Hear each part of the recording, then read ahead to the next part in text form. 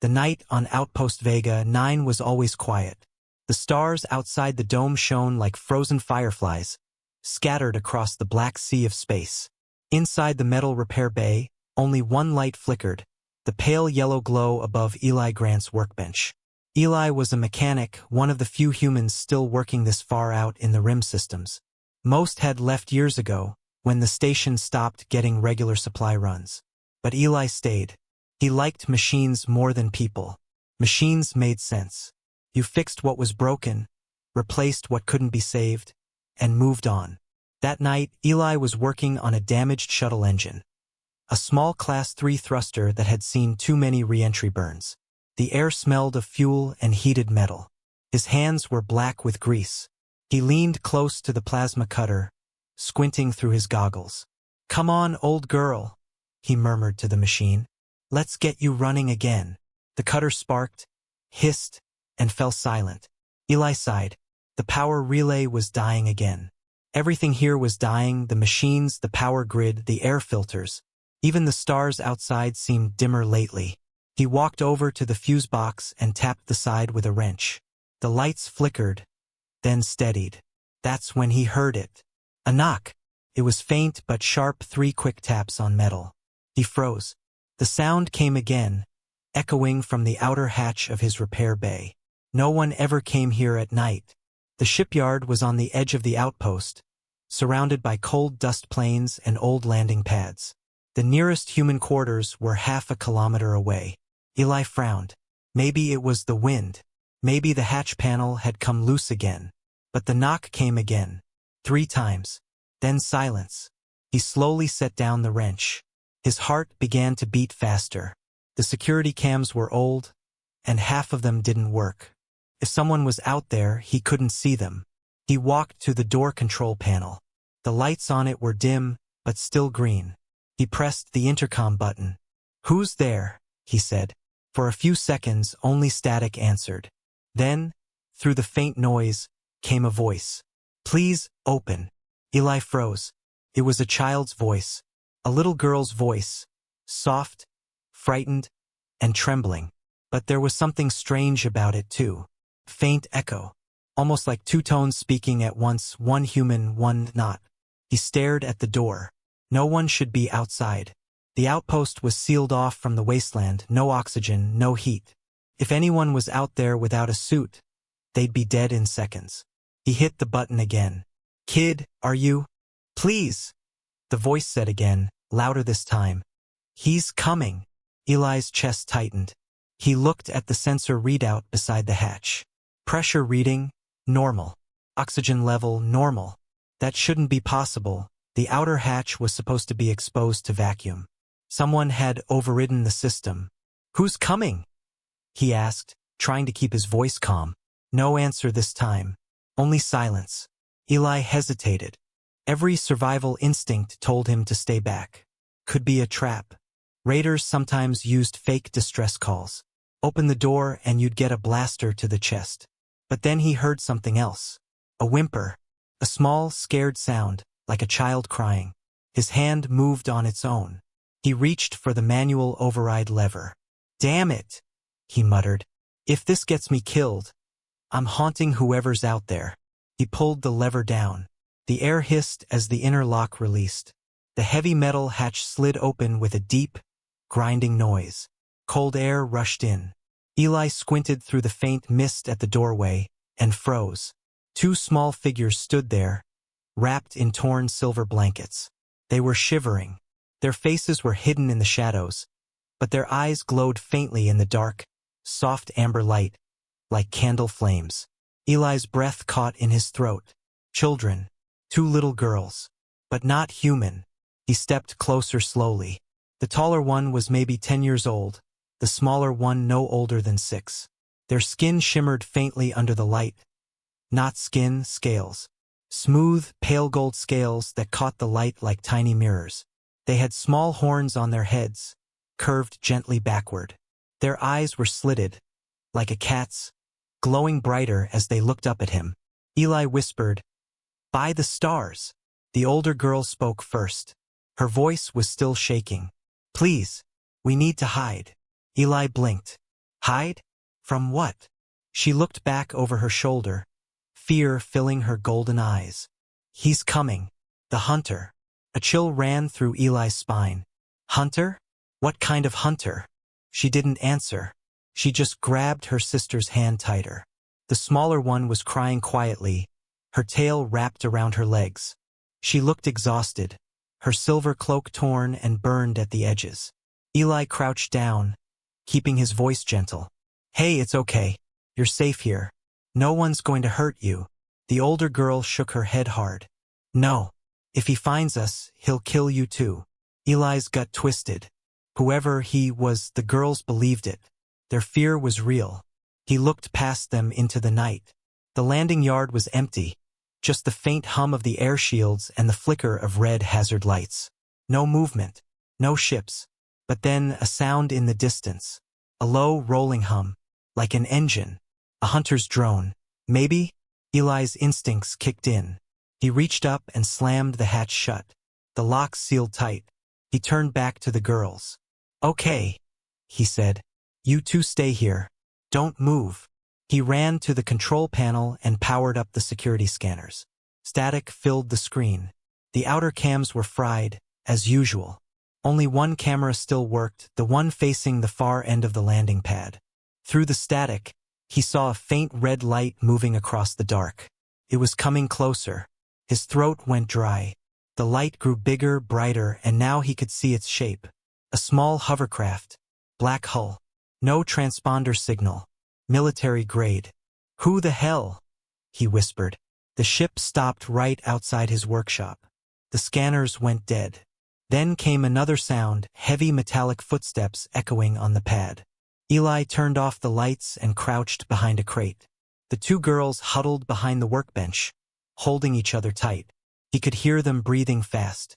The footsteps stopped right outside the hatch. Silence. Then, thud. One heavy knock on the door. Eli didn't breathe.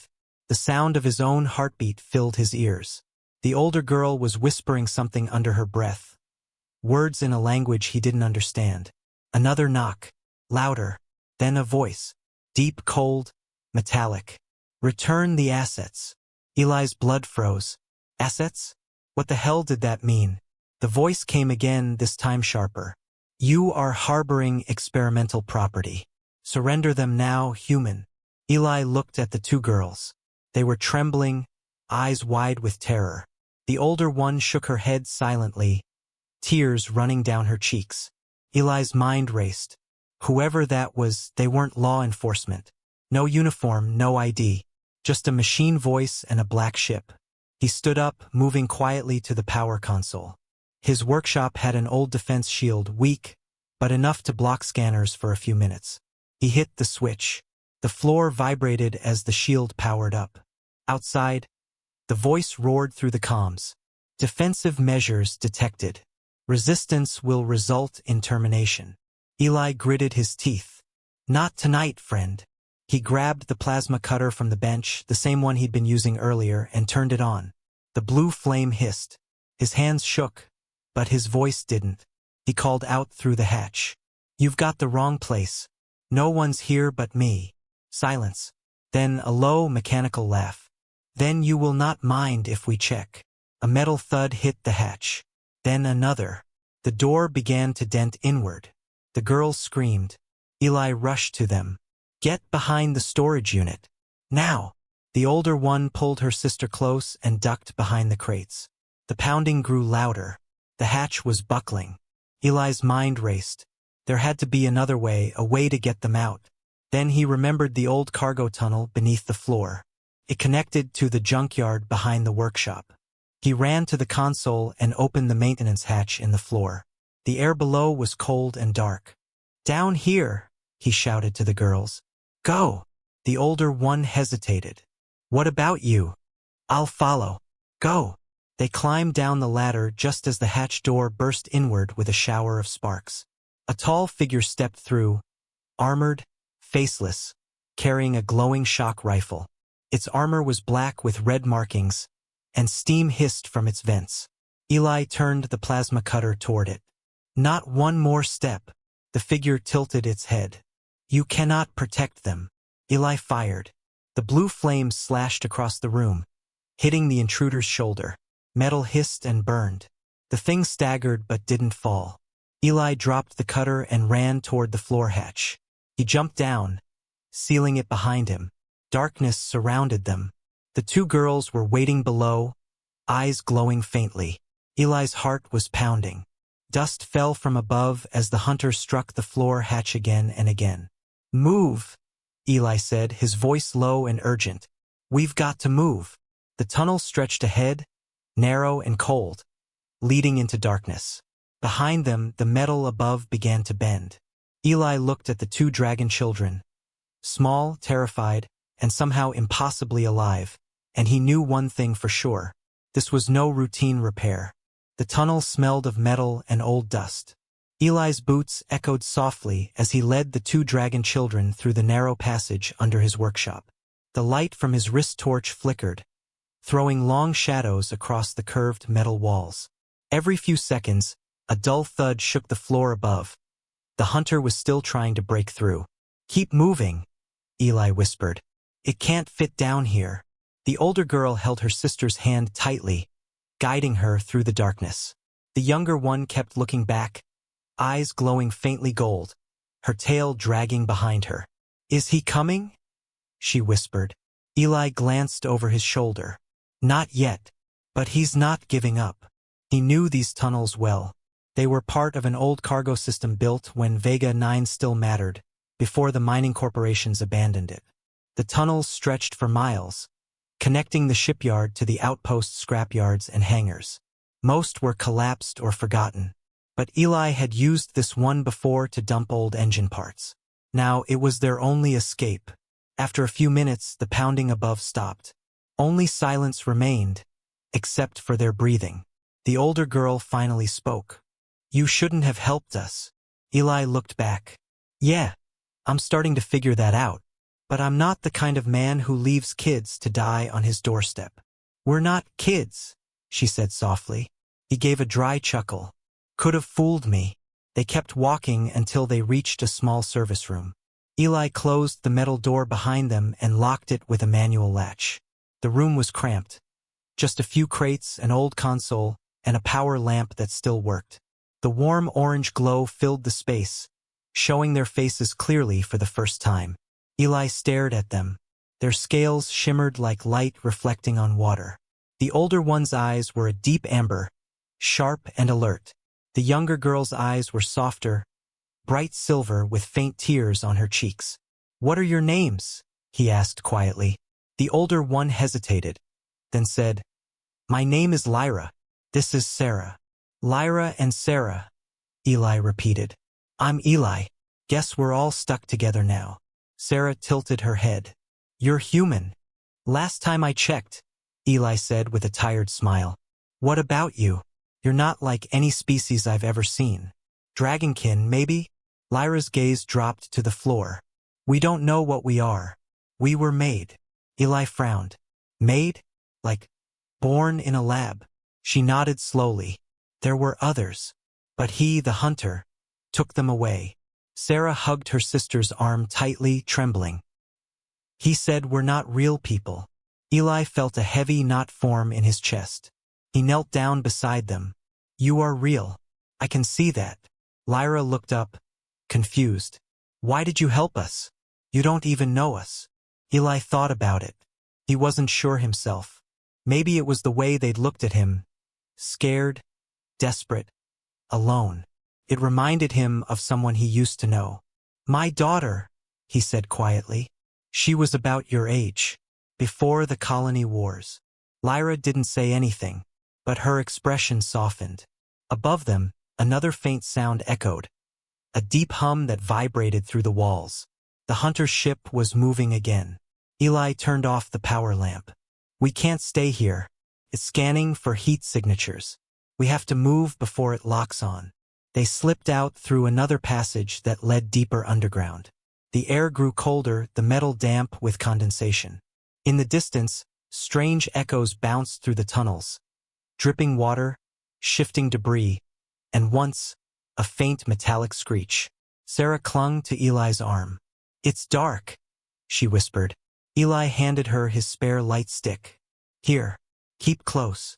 The tunnels opened into a wider chamber, an old cargo bay filled with wrecked machines. Massive engine parts and rusted containers lay scattered across the floor. A large door on the far side led to the surface scrapyard. Eli approached the console beside the door and brushed away dust. If this still works, we can reach my shuttle on the far pad. We'll be safe there. He pressed the activation button. The panel sparked, then came to life with a weak glow. Lyra watched the lights flicker. How do you know he won't follow? I don't, Eli said. But I've got a few tricks left. He typed a few commands, rerouting power from the emergency lines. The door's gears groaned, slowly sliding open.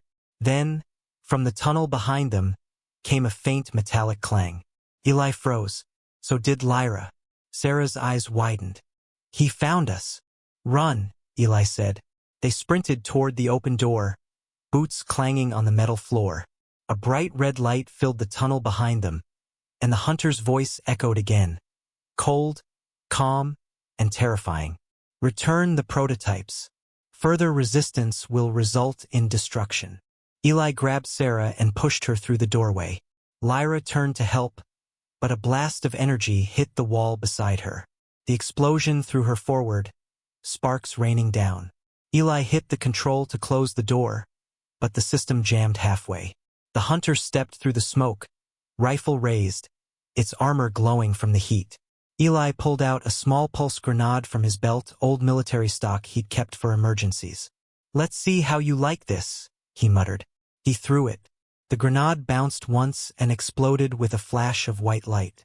The entire chamber shook. The hunter staggered, sensors flaring, blinded by the EMP. Eli slammed the door shut and welded it with the plasma torch. Metal fused, sealing the path. Move, he shouted. They ran into the scrapyard. The cold night air hit them hard. The stars overhead looked pale through the outpost's thin atmosphere. Broken ships surrounded them. Old hulls, twisted metal, piles of forgotten technology. Sarah pointed toward a small silver shuttle resting on the far side. Is that yours? Yeah, Eli said, breathing hard. If it still flies. They climbed inside. The interior was cramped but clean, his home, workshop, and only friend for the last 5 years. Eli jumped into the pilot's seat, flipping switches with shaking hands. Come on, baby, he whispered. Don't fail me now. The engine coughed once, twice, then roared to life. The lights flickered on. Lyra and Sarah held onto the seats as the shuttle lifted slightly off the ground. But before Eli could launch, a bright red beam sliced through the scrapyard, hitting the ground near the ship. The blast wave shook the hull. He's here, Lyra shouted. Eli cursed and pulled the throttle. The shuttle lifted higher, engines whining. The view screen showed the Black Hunter ship descending, firing another energy bolt. The blast grazed the side of Eli's shuttle, tearing a hole through the cargo bay. Sparks flew. Alarms blared. Eli gritted his teeth. Hold on. The ship shot upward, engines straining. They broke through the lower atmosphere, flames streaking across the glass. Below, the hunter's ship followed, fast and relentless. Sarah started crying softly. He won't stop, will he? Eli glanced at her, then at Lyra. He'll stop if I make him. He pushed the shuttle into a steep climb, heading toward Vega 9's asteroid field. The rocks there were unstable, full of radiation and magnetic interference, a perfect place to hide or die trying. As they entered the asteroid belt, the radar lit up with warnings. Debris fields, radiation pockets, gravitational drift. Eli's hands moved quickly over the controls, weaving the shuttle through narrow gaps between tumbling rocks. Behind them, the hunter's ship followed like a shadow, silent and deadly. Lyra looked at the screen. You can't outrun him. Not planning to, Eli said. Just need a good shot. He turned toward a massive asteroid ahead, one with a hollow center. The interior glowed faintly from trapped plasma vents. Eli flew straight into it. Inside the cavern, the walls shimmered with red light.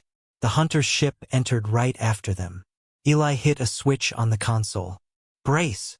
He released 2 magnetic mines from the rear bay. They clamped onto the asteroid walls.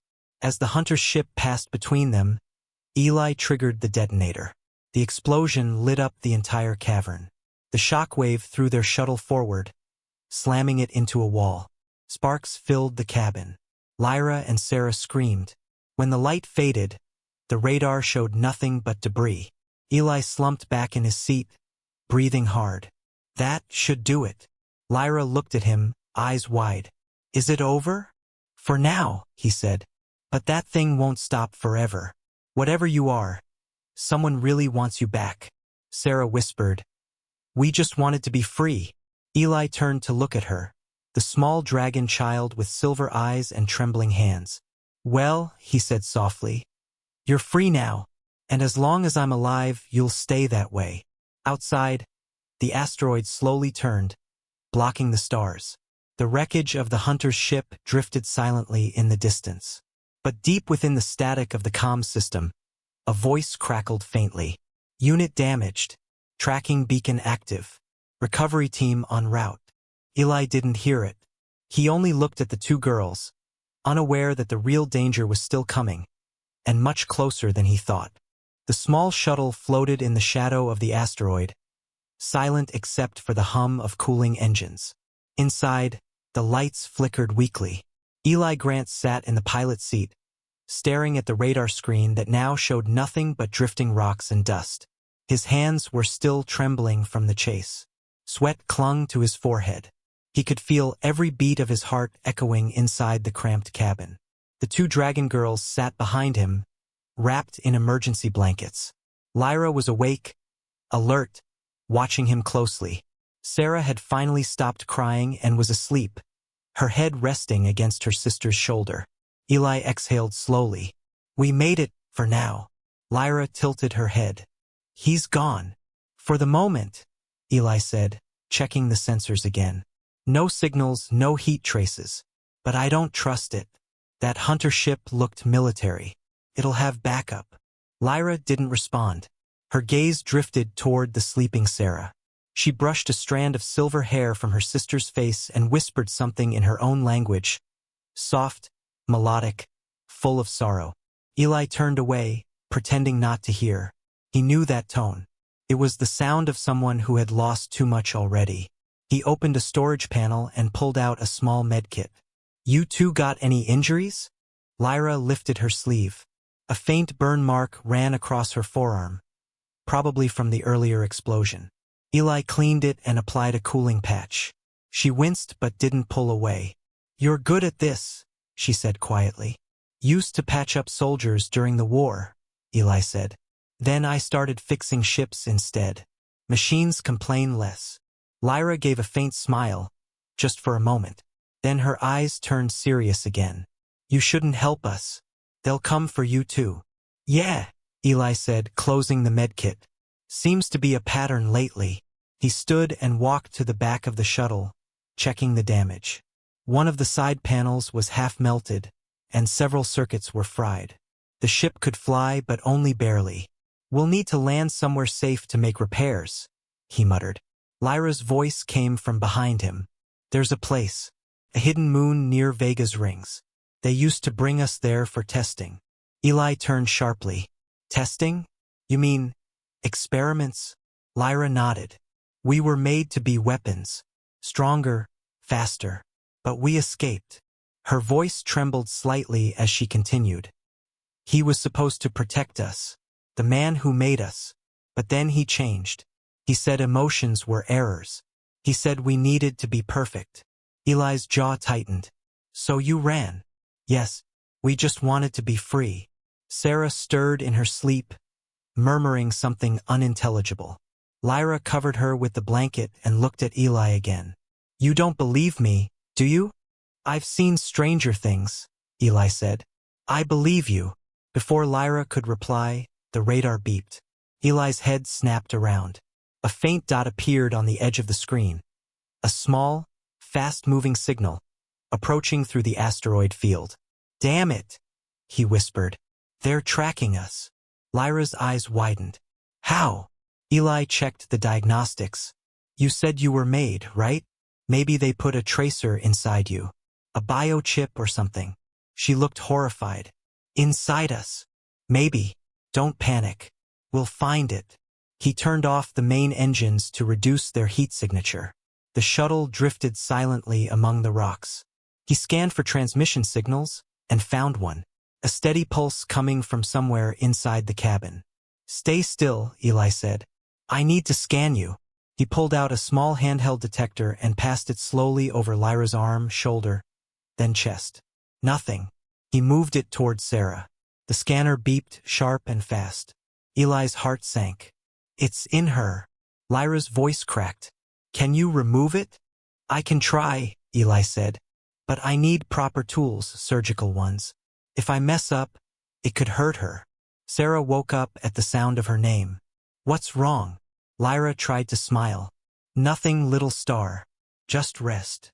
But Sarah looked from her sister to Eli, reading their faces. She was small but not stupid. He's coming again, isn't he? Eli didn't answer. He moved back to the cockpit and checked the radar. The signal was closer now, maybe 20 minutes away. Strap in, he said. We're moving. He reignited the engines, steering the shuttle out of the asteroid's shadow. The stars flared bright on the view screen as they shot toward open space. Lyra gripped the seat. Where are we going? There's a mining colony on Vega's second moon, Eli said. Abandoned, but it still has a med bay. We'll remove that tracker there. But if they find us, they already are, Eli interrupted. No more hiding. The shuttle shook as it entered the moon's thin atmosphere. Dust clouds swirled outside, turning the world into a blur of red and gold. The old mining site appeared below, a graveyard of metal towers, collapsed domes, and cargo containers half buried in sand. Eli landed the shuttle behind a ridge, out of sight. The engines groaned, then went silent. Stay close, he said, grabbing his toolkit and plasma sidearm. They climbed out into the cold, dry air. The moon's surface was quiet, too quiet. Only the faint hiss of wind and the crunch of their boots on sand. The med bay was inside an old research bunker. The door was jammed, but Eli forced it open with a pry bar. Inside, everything was covered in dust, but the main power cell still worked. Lights flickered on. The room smelled like metal and decay. Old instruments lay scattered across tables. Some still sharp, some rusted. Eli set up the scanner again and turned to Sarah. It's just under the skin near your neck. Small chip, maybe 2 millimeters. This will sting. Okay? Sarah nodded bravely, though her eyes glistened. Eli worked fast, hands steady. He made a small incision, removed the chip, and sealed the wound with a healing patch. There. All done. Lyra picked up the small silver device from his hand. It blinked with a red light. Eli frowned. Still transmitting. He pulled out his plasma pistol and fired. The chip melted instantly into smoke. Lyra sighed with relief. Will they still find us?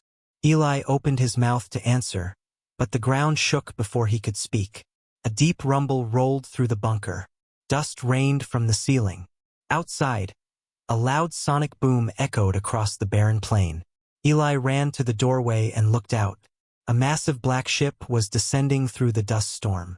Sleek, angular, and much larger than the hunter they had destroyed. Its hull bore a symbol, a circle with 3 vertical lines inside it. Military. Corporate. Not one, Eli muttered. A whole damn team. Lyra joined him at the door. Her voice trembled. That's them. The recovery team. Eli turned to her. We need to leave. Now. But before they could move, spotlights from the ship swept across the ground. Drones poured out, silver spheres with glowing red eyes, scanning every corner of the site. Eli grabbed Lyra's arm and pulled her back inside. Down the maintenance shaft.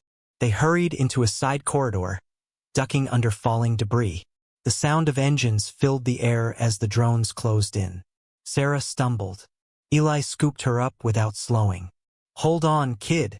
They reached the end of the corridor. A sealed hatch marked emergency exit. Eli forced it open with his wrench. Cold air blasted in. Beyond the hatch was a steep slope leading down into a dark ravine. Lyra hesitated. "We'll fall. Better that than get caught," Eli said, and jumped. They slid down the slope, sand spraying around them, until they landed hard at the bottom. The ravine was narrow and full of broken pipes. Above, the black ship hovered like a vulture.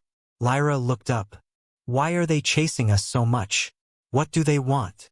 Eli wiped the dust from his face. "If you two are really made weapons, they don't want you free. They want control." Sarah's small voice came through the darkness. "Then we'll never be safe." Eli looked at her and shook his head. "That's where you're wrong." He pulled out a small transmitter from his belt, one he hadn't used in years. The device crackled when he switched it on.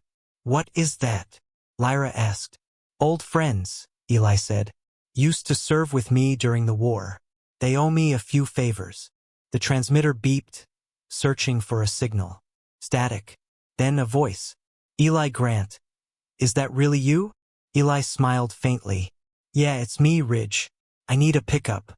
Coordinates transmitting now." "Copy that," the voice said. "We'll get you. But you'd better tell me why the hell I'm seeing corporate warships on your tail." "Long story," Eli said. "Bring guns." He shut the transmitter off. "Help's coming. We just have to stay alive until then." Above them, drones began descending into the ravine, lights cutting through the dust. Eli raised his plasma pistol, ready to fire. Lyra stood beside him, eyes glowing gold. "We can fight too." Eli looked at her, then at her small claws that shimmered faintly with heat. "Yeah," he said, smiling grimly. "I figured." The first drone appeared through the haze. Sarah held onto Lyra, whispering softly, and for the first time, tiny sparks of light flickered around her fingers, like embers waiting to ignite. Eli stared in disbelief. "What the?" Before he could finish, a burst of golden fire shot from Sarah's hands, hitting the drone square in the chest. It exploded in midair. Sarah looked at her hands, shocked. "I didn't mean to." Eli grinned. "Kid, don't apologize. Do it again." The ravine lit up with flashes of light, plasma, fire, and explosions. Above them, the recovery ship turned its cannons toward the surface. The battle for survival had only just begun. Blinding light flashed across the ravine as the first drone exploded. The blast threw dust and metal shards into the air. Eli coughed, eyes burning from the smoke. "Stay low," he shouted. Lyra dragged Sarah behind a broken pipe. The younger girl's hands still glowed faintly gold, trembling from the fire she had released. "I didn't mean to," Sarah whispered. "It just happened." Eli knelt beside her, his voice firm but calm. "Then make it happen again when we need it. You've got something special, kid. Let's use it." Above them, the black recovery ship hovered, its spotlights sweeping the ravine. Dozens of drones poured out, their red eyes scanning, their weapons humming. Lyra's scales shimmered, reflecting the lights. "There are too many." "Then we give them something to think about," Eli said, firing his plasma pistol. A drone exploded in sparks. "Ridge, better hurry." They ran deeper into the ravine, weaving between rock walls and pipes. The air smelled of ozone and burning dust. Drones followed, firing bursts of energy that melted stone wherever they struck. Eli ducked behind a rusted cargo container. "We can't keep this up. They'll box us in." Lyra looked upward. "What if we bring the rocks down?" Eli blinked. "You mean, collapse the ravine?" She nodded. "If we do it right, it'll block their ship for a while." He grinned. "I like the way you think." He scanned the cliffside, a line of unstable boulders hanging above. "Perfect. Lyra, you see those cracks?" "Yes." "Hit them with everything you've got." Lyra took a deep breath. Her amber eyes brightened until they glowed like molten metal. Small sparks of heat ran down her arms. She stepped forward, exhaled slowly, and struck her claws against the rock. A wave of orange light burst outward. The entire cliff groaned, then collapsed. The world shook. Stones the size of shuttles crashed down, burying half the ravine in a roaring storm of dust and thunder. When the noise finally died, the sky above was blocked by fallen rock. The drones on that side were gone. Eli looked at Lyra, amazed. "Remind me never to make you mad." She managed a weak smile, then swayed, exhausted. Eli caught her before she fell. "Easy. You're burning too much energy." Sarah crawled to her sister's side. "She always does that. She uses too much." Lyra's voice was faint. "I'm fine, just tired." Eli looked up at the blocked sky. "You bought us time, but we're trapped too. Ridge better find another way in." He pressed his wrist calm. "Ridge, do you read me? We're pinned underground. You'll have to dig us out." Static answered at first. Then a rough, familiar voice crackled through. "Copy, Eli. We're above your position. Got 2 gunships and a squad of angry vets who miss shooting things. Hold tight." Eli couldn't help but grin. "Good to hear your voice." "You always find trouble," Ridge replied. "We'll clear a path." 5 minutes. Eli turned to the girls. "Help's coming. We just need to stay alive until then." He reloaded his pistol. 5 minutes. Easy part. But then the ground trembled again. Not from above this time, but below. Lyra frowned. "Something's moving under us." The floor split open. A thick metal cable shot upward, coiling like a snake. A mechanical claw burst through the dirt, snapping toward them. Eli fired, hitting the claw, but more cables followed, black, worm-like machines crawling from the earth. They grabbed the walls, pulling a large drill vehicle up through the floor. Its front hatch opened, revealing a figure in heavy armor. Silver this time, not black. The voice that came from its speaker was calm, almost gentle. "Prototype 07 and 08. Return now. I will not harm you." Sarah froze. "That voice. It's him." Eli raised his pistol. "Who's him?" Lyra's expression hardened. "Our creator." The armored figure stepped forward. His helmet retracted, revealing a pale man with cold blue eyes and faint metallic lines running along his skin. "Children," he said softly, "you were never meant to run. You are valuable. You are part of something greater." Eli stepped between him and the girls. "You built them to be slaves. I'm not letting you take them." The man tilted his head. "And you are? A mechanic hiding in the ruins of failed empires? You cannot protect them from what they are." "Watch me," Eli growled. The man's eyes glowed faintly. "You misunderstand, human. I am not your enemy. They are unstable. Without control, their power will consume them." Lyra's voice shook with anger. "You called our feelings errors. You wanted to erase us." "I wanted to perfect you," the man said. "Emotion weakens purpose. You were designed to save humanity, not feel sorry for it." Eli spat. "You mean to control humanity?" Before the man could answer, a thunderous explosion tore open the rock ceiling above.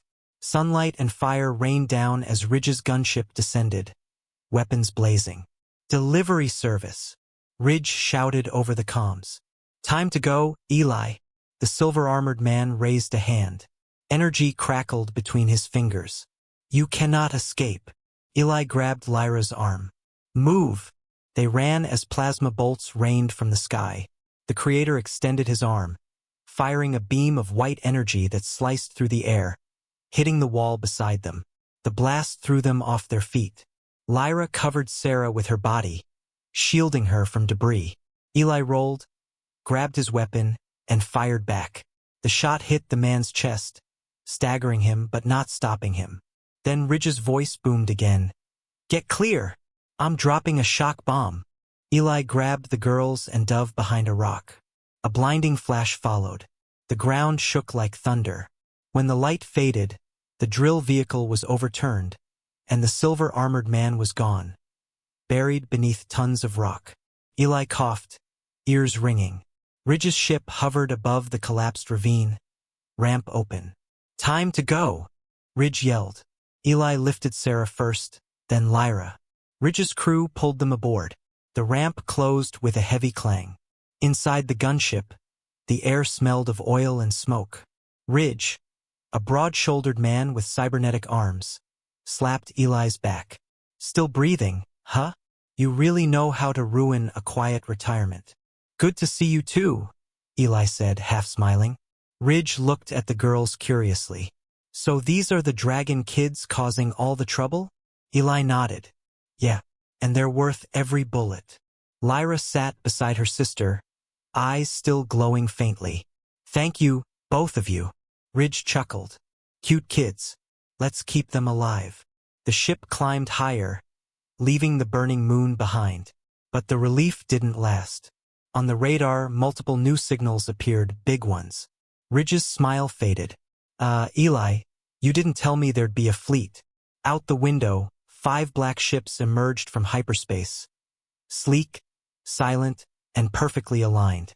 The corporate recovery fleet had arrived. Eli's stomach dropped. They really want these kids. Ridge barked orders. All gunners to stations.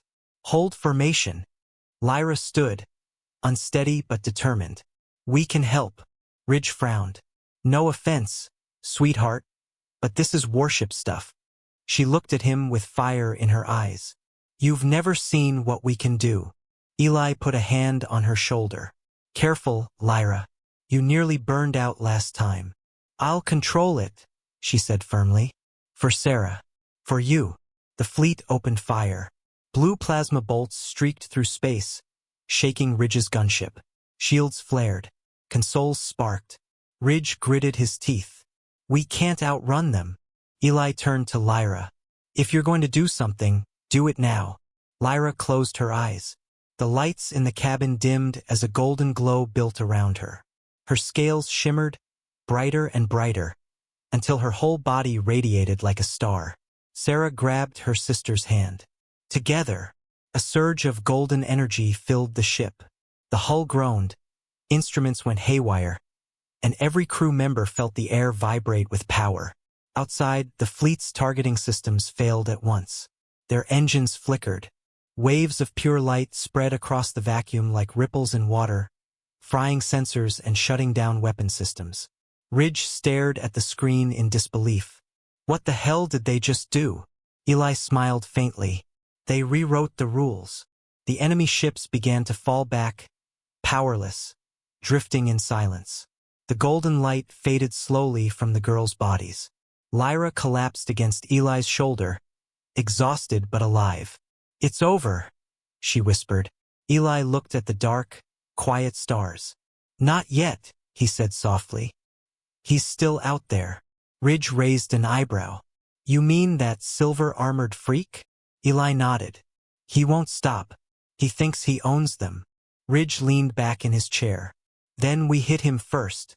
Eli looked down at the sleeping Sarah, her small hand clutching his sleeve. For the first time in years, he felt something he thought he'd lost, purpose. We'll need to find somewhere safe, he said. A place they can rest. Then we go after him.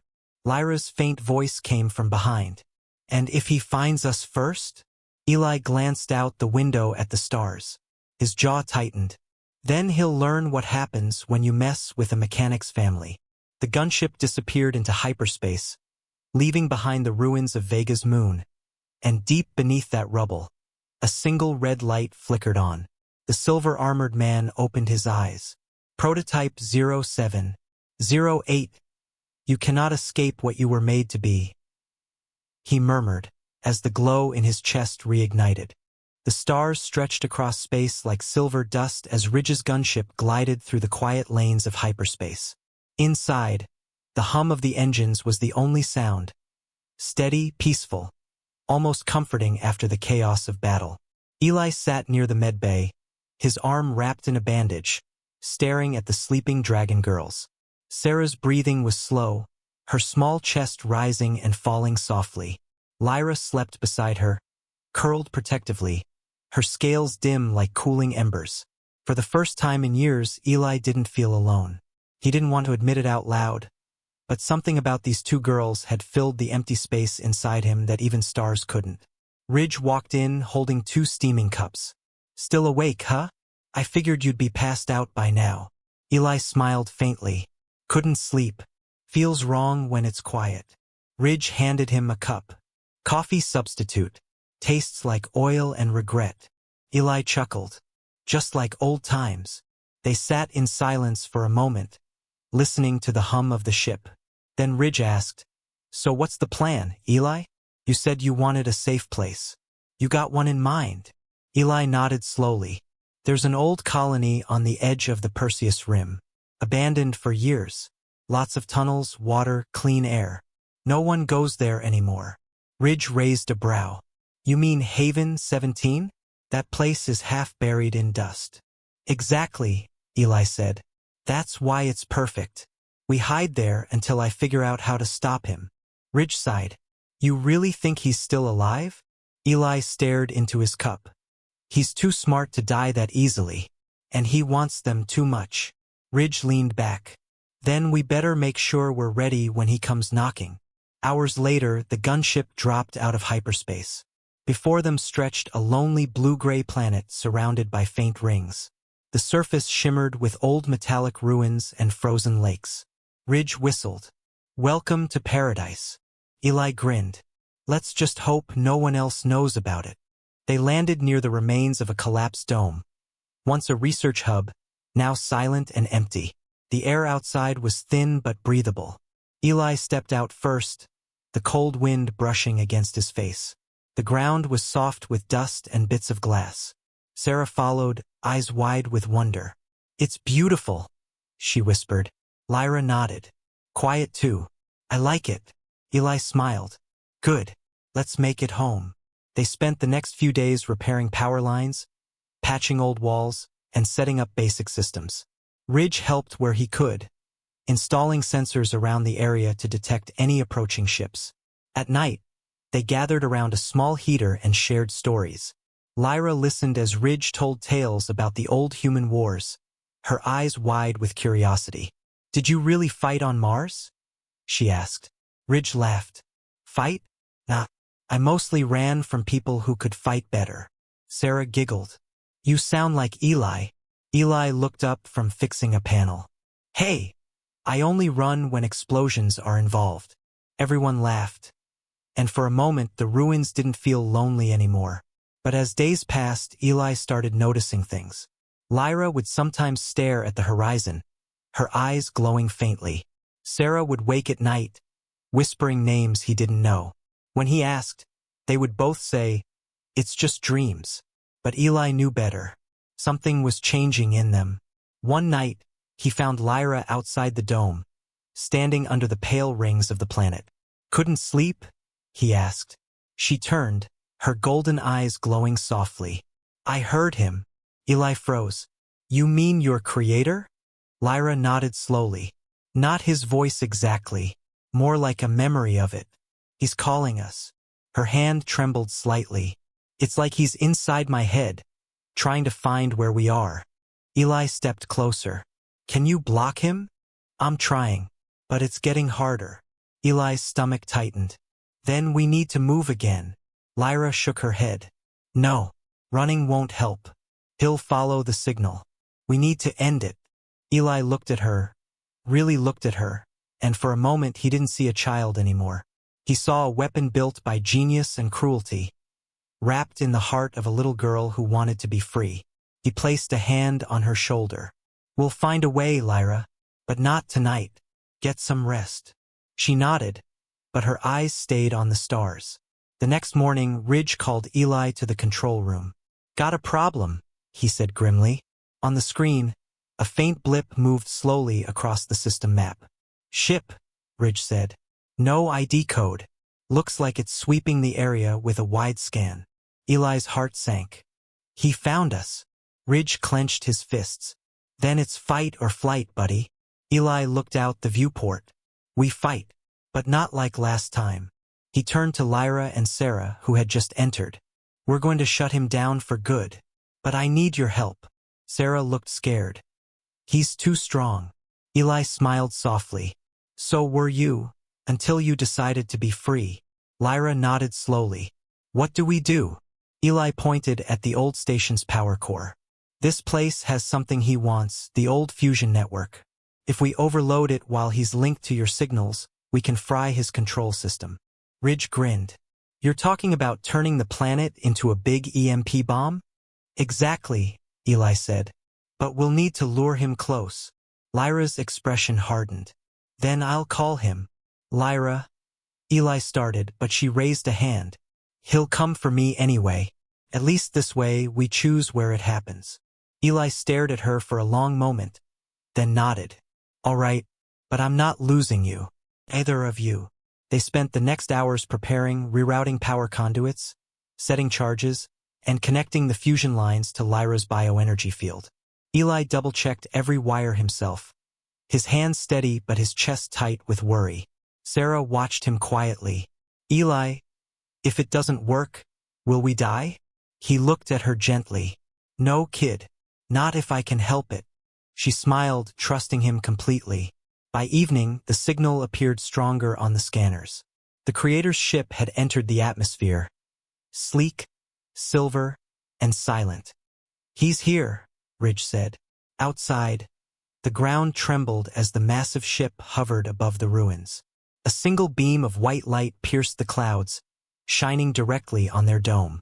Then a calm voice echoed through the air. Prototype 07. Prototype 08. Come home. Lyra stood tall. Not this time.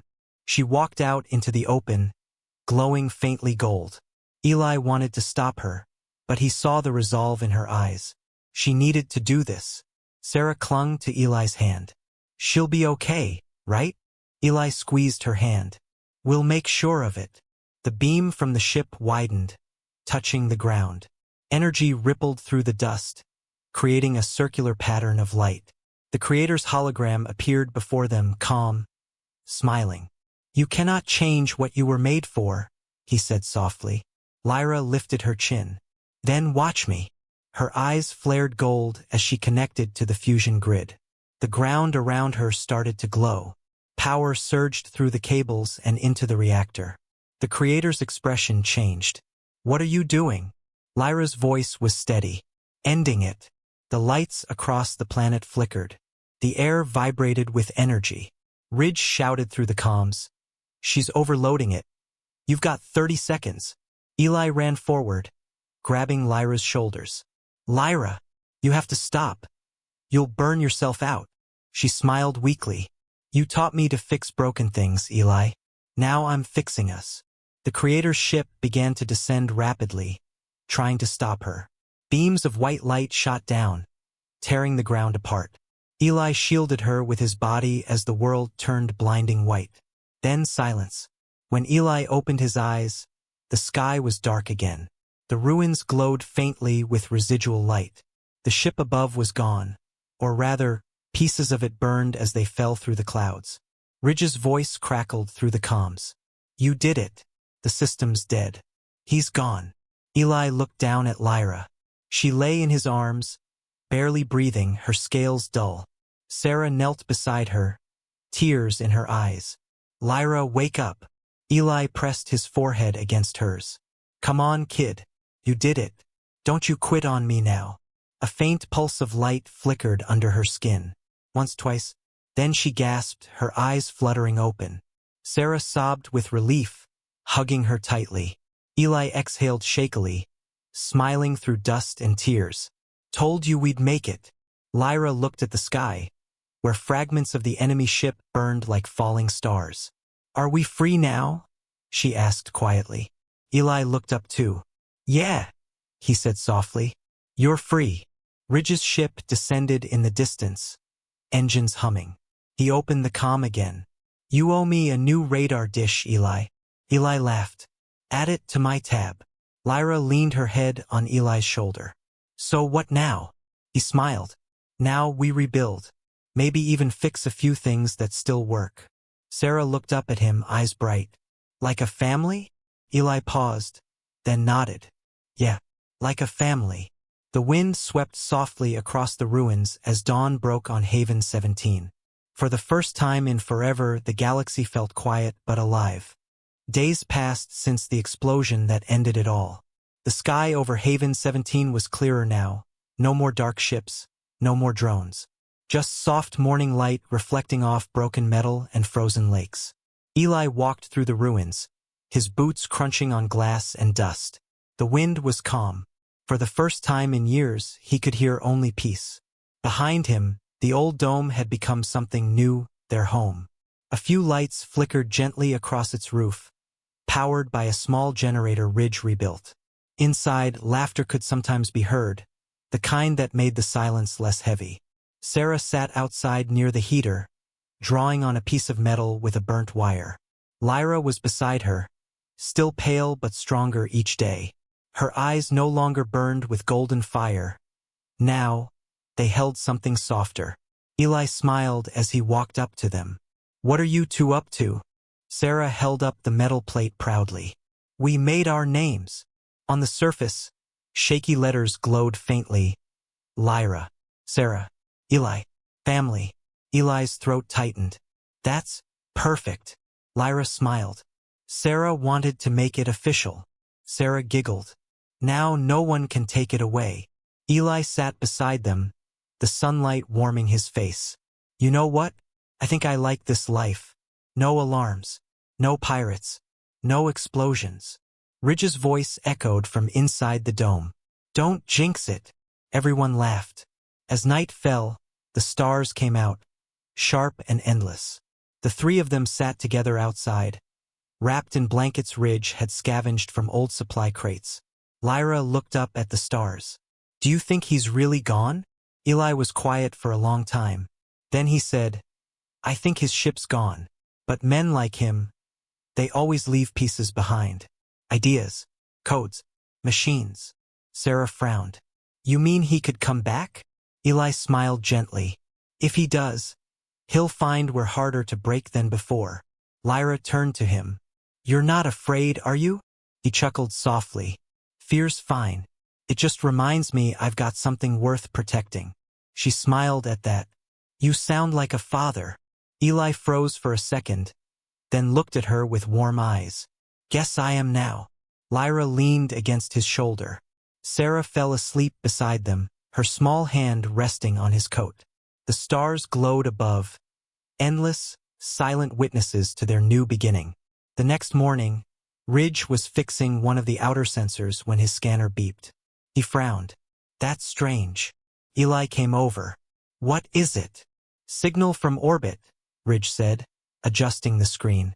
"Weak, old, repeating code." Eli's stomach tightened. "Let me guess, not ours?" Ridge shook his head. "It's not him, if that's what you're thinking. The frequency's ancient. Military salvage, maybe, but there's data inside it." "Data?" "Yeah, and it's addressed to you." Eli blinked. "To me." He opened the message.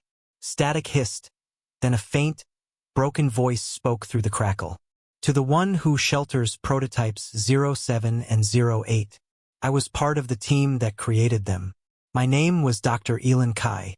If you're hearing this, it means our facility fell and he took control. The children were meant to be more than weapons. They were designed to feel, to choose. That's why he wanted to erase them, because emotion makes them unpredictable. But emotion also makes them alive. Protect them. One day they will protect you in return. The future of the human race depends on what they become.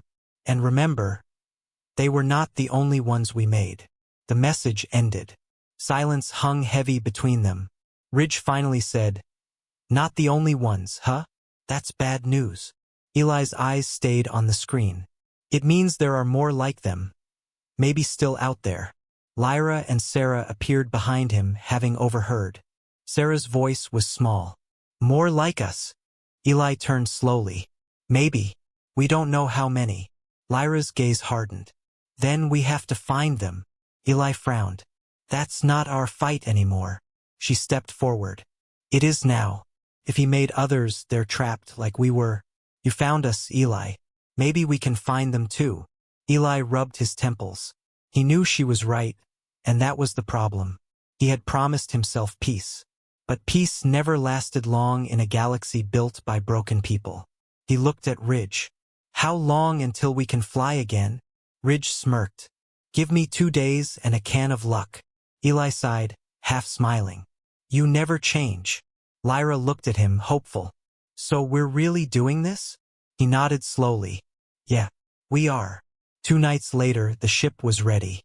It wasn't fast, and it definitely wasn't pretty, but it could fly, and that was enough. Before they left, Eli stood outside the dome one last time. The wind carried a faint hum from the generator, the sound of life continuing. He turned to Lyra and Sarah. "You sure about this? We might not come back here for a long time." Lyra smiled softly. "We've already been lost once. Now we're just finding others." Sarah climbed aboard, holding the small metal plate with their names. "Family goes together," she said proudly. Ridge chuckled. "You're raising tough kids, Eli." Eli grinned. "They're raising me." The engines came alive with a deep roar. Dust swirled around them as the ship lifted off, rising through the clouds and into the open stars. Haven 17 grew smaller behind them, a quiet world that had given them a new start. As they reached orbit, Lyra looked out the viewport. The planet's rings shimmered below like a halo. Eli sat beside her, adjusting the navigation controls. Coordinates loaded. Nearest abandoned lab is 3 sectors away. Sarah leaned over the console. "What if we find someone else like us?" Eli smiled. "Then we help them. Fix what's broken. That's what mechanics do." Lyra looked at him. "And what if we find something we can't fix?" He paused, then met her gaze. "Then we learn. Together." For a long moment, none of them spoke. Only the hum of the ship filled the silence. Then Ridge's voice came from the cockpit. "You might want to see this." They hurried forward. Outside, the stars seemed to shimmer strangely, like waves moving through space. "Is that a nebula?" Eli asked. Ridge frowned. "Not exactly. Looks like a signal field. Someone's broadcasting energy from inside it." Suddenly, the comm system crackled to life. A voice, distorted but familiar, echoed through the cabin. "You ran far, but not far enough." Eli's blood went cold. Lyra's eyes widened. "No, he can't be." The holographic screen flickered. The face of the silver-armored man appeared, half burned, half machine. "You destroyed my body, mechanic. But you forgot. I built minds that never die." The ship's lights dimmed. Systems began to fail one by one. Ridge shouted, "He's hacking us!" Eli slammed his hand on the manual override. "Lyra!" "Sarah! Block his signal!" Lyra closed her eyes, glowing gold again. Sparks danced across the control panels. Sarah joined her, holding her sister's hand. Together, their energy pulsed through the ship, pushing the invading code back. The hologram flickered violently. "You can't stop evolution," the voice growled. Lyra shouted back, "We're not your evolution. We're your mistake." There was a blinding flash, then silence. The lights slowly came back. Ridge checked the controls.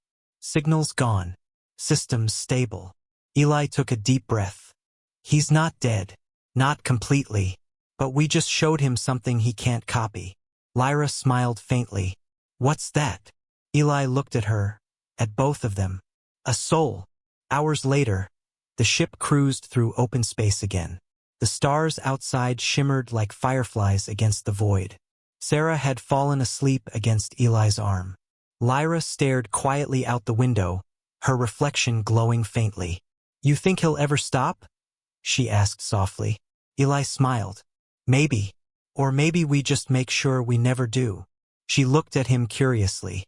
"Never do what?" "Never stop fighting for what makes us human." She smiled at that.